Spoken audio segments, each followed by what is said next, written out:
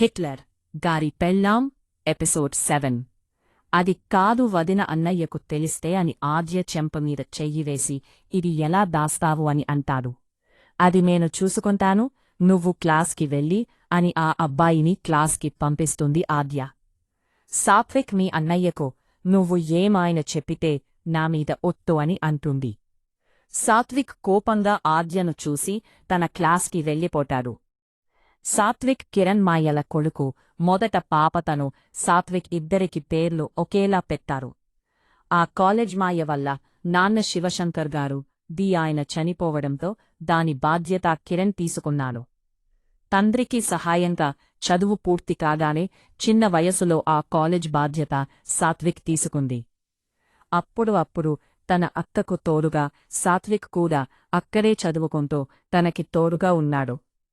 ఆద్య కన్నా సాత్విక్ 2 ఏళ్లు చిన్నవాడు. తనకి జూనియర్ బట్ కాలేజ్ వాళ్లదే కావడంతో సాత్విక్కి ఎవరూ ఎదురు చెప్పరు. అలా అని అక్క తమ్ముడికి డబ్బు అన్న పొగరు కొద్దిగా కూడా ఉండదు. చిన్న వయసులోనే కష్టం విలువ తెలియాలి అని శౌర్య, ప్రణవ్, సంపత్, కిరణ్, జై, అర్మాన్, అమన్ సాత్విక్ను కొన్ని నెలపతో బయట ప్రపంచంలో సాధారణ మనుషుల్లా వదిలేస్తారు. అందువల్ల డబ్బు కన్నా ప్రేమ గొప్పది అని అందరూ ఒకే దగ్గర కలిసి ఉంటారు. రూమ్కి వచ్చిన సాత్విక్ కోపంగా రేవంత్ వదిన ఆపింది కాబట్టి బ్రతికిపోయావు, లేదు అంటే మా అన్నయ్యతో చెప్పి నీ ప్రాణాలు తీసేసేవాడిని, నీ చావుని నువ్వే కొని తెచ్చుకోవన్నావు అని అనుకుంటూ ఉండగా అక్కడికి వచ్చిన సాత్విక్ను చూసి వెన్నే కూలయ్యి ఏంటి మేడమని అంటాడు. దదా సాత్విక్ కోపంగా నా రూమ్కి రారని చెప్పి వెళ్ళిపోతుంది. అప్పటకే ప్రిన్సిపల్ రూంలో ఆద్య, రేవంత్ ఒకరి ఎదురుగా ఒకరు నిలుచుని ఉంటారు. సాత్విక్ కోపంగా అక్క ఎందుకు మళ్ళీ వీడిని పిలిచావు అని అంటాడు. సాత్విక్ కిరణ్లా కూల్గా ఉంటే సాత్విక్ మాయిలా ముక్కుమీద కోపంతో ఉంటాడు.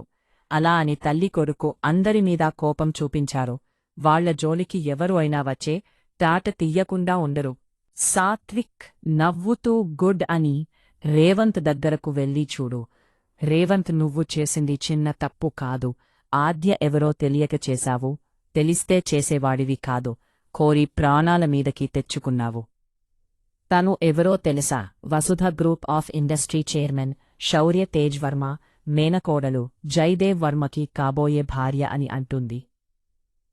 శౌర్య, జైల పేర్లు వినగానే రేవంత్ 2 అడుగుల వెనక్కి వేసి గుటకలు మిగుతూ అద్యను చూస్తూ ఉంటాడు.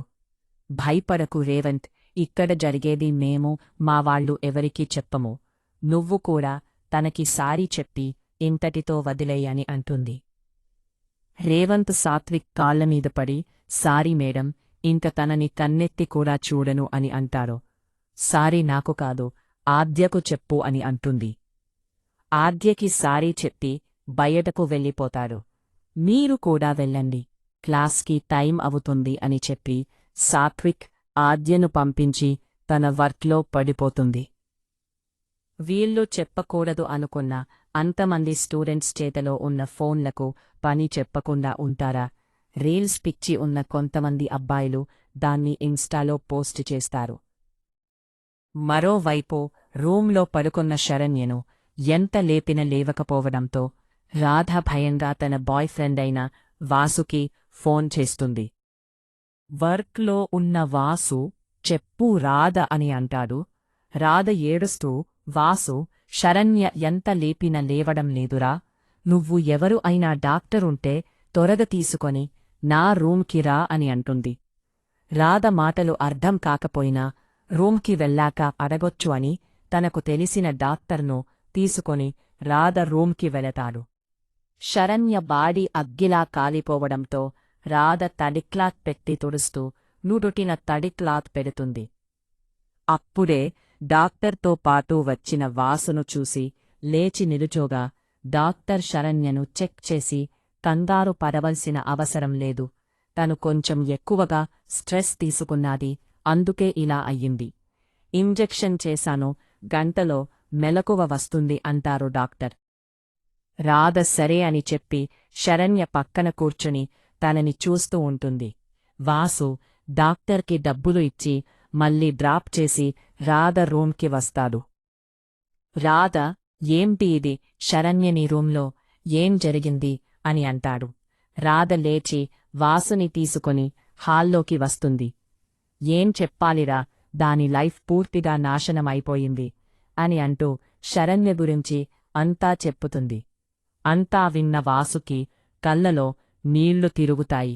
నువ్వు త్వరగా వీసా పని చూడరా, దాన్ని ఇక్కడి నుండి దూరంగా పంపిస్తే అన్న ఇక్కడి ఆలోచనల నుండి దూరంగా ఉంటుంది అని అంటుంది. సరేరా, ఇంకో 10 రోజుల్లో తన వీసా వచ్చేలా చూస్తా, అప్పటివరకు తను జాగ్రత్త అని చెప్పి బయటకు వెళ్ళిపోతాడు. హాస్పిటల్కి రోహిత్తో కలిసి వచ్చిన అర్మాన్ ఒకసారి హాస్పిటల్ అంతా చూసి కావలసినవి అన్నీ ఉన్నాయా లేదా అని చూసుకొని సాయంత్రానికి ఇంటికి వెళతాడు. వర్క్ పూర్తి చేసుకుని ఇంటికి రావటానికి రెడీ అయిన జై రూంలోకి డోర్ తీసుకుని వచ్చిన లోహిత్, రే అన్నయ్య, ఒక్కసారి ఇది చూడు అని తన ఫోన్ తీసుకుని జైకి ఇస్తాడు. అది చూసిన జై కోపం నశాలానికి అంటుంది. లోహిత్ కార్ తీయి, ఈరోజు వాడు ప్రాణాలతో ఉండటానికి వీలు లేదు అని అంటాడు. జై కోపం చూసిన లోహిత్కి కూడా భయం వేసి, సరే అన్నయ్య, 2 నిమిషాలు అని చెప్పి తన రూంకి వెళ్ళి ఆ వీడియో శౌరకి సెండ్ చేస్తాడు. శౌరకి కూడా కోపం వచ్చిన జై గురించి తెలిసి జైకి ఫోన్ చేస్తాడు. కోపంతో రగిలిపోతూ ఉన్న జైకి ఫోన్ ఆవటంతో చూసి కోపాన్ని తగ్గించుకొని చెప్పండి నాన్న అని అంటాడు. నేను నా కొడుకును కొడుకులా కాదు ఫ్రెండ్స్లా పెంచాను, ఆవేశంతో తప్పటడుగు వెయ్యకు, ఆలోచించి అడుగు వేసి ప్రాణం తీస్తే కోపం చల్లారుతుంది అనుకుంటే అందరూ అదే బాటలో నడుస్తారు. ఆవేశం కాదు ఆలోచనతో వెళ్ళు అని అంటారు. తండ్రి మాటల్లో అర్థం గ్రహించిన జై కోపాన్ని తగ్గించుకొని లోహిత్తో కలిసి రేవంత్ వాళ్ల ఇంటికి వెళ్తాడు. హాల్లో ఉన్న మైరా, అర్మాన్, వసుధ, సుమిత్ర గారు తలదించుకొని రూంలోకి పరుగున వెళ్తున్న ఆద్యను చూసి అయోమయంగా ఉండదా. ఏమయ్యింది ఈ పిల్లకి, అలా వెళ్తుంది అని అంటారు అర్మాన్. అర్మాన్ మాటకు అందరూ తేరకొని చూడగా మైరా అర్మాన్ తలపై కొట్టి, పిల్ల ఎంటిరా వదిన అను మీ అన్నయ్య విన్నాడు అనుకొని విప్పు వాయిస్తాడు అని అంటుంది. హబ్బా, అమ్మ అన్నయ్య నాకన్నా 10 ఏళ్లు పెద్దోడు కాదు, జస్ట్ 5 నిమిషాలు పెద్ద అంతే, ఇంకా ఆద్య అంటావా, చిన్నప్పటినుంచి కలిసి తిరిగాం కాబట్టి దాన్ని ఎలా పిలవలేను. ఒకవేళ పెళ్ళి అయితే అప్పుడు చూద్దాం, ఇప్పటినుంచి నన్ను వాయించకు అని అంటారు. అర్మాన్ మాటలకు అందరూ నవ్వుతూ ఉంటారు. కొద్దిసేపటికి శౌర్యప్రతాప్ రఘుగారు కూడా ఇంటికి వచ్చేస్తారు. జై తప్పో. రూంకి వచ్చిన ఆద్య తన మొహాన్ని జై చూస్తే ప్రాబ్లం అవుతుంది అని ఫ్రెష్ అయ్యి వచ్చే అద్దంలో తన మొహాన్ని చూసుకొని ఎప్పుడూ వెయ్యనిది మేకప్ చేసుకుంటుంది. అంటే శరణ్యకు మెలకువ రావటంతో రాధ వర్కి వెళ్లకుండా దగ్గర ఉంచి శరణ్యము చూసుకుంటూ ఉంటుంది. శరణ్య, వాసు, ఇంకో 10 రోజుల్లో నీ వీసా వచ్చేస్తుంది అని చెప్పాడు. మరి వెళ్ళటానికి అవసరం అయిన వస్తువులు అన్నీ తీసుకుందాము, షాపింగ్ కూడా చెయ్యాలి నువ్వు. మామూలు అయితే రేపు ఉదయం వెడదామని అంటుంది. సరే రాధ అని రాధతో కబుర్లు చెప్పుకుంటూ ఉంటుంది Saranya. Subscribe to our channel. Thanks for watching.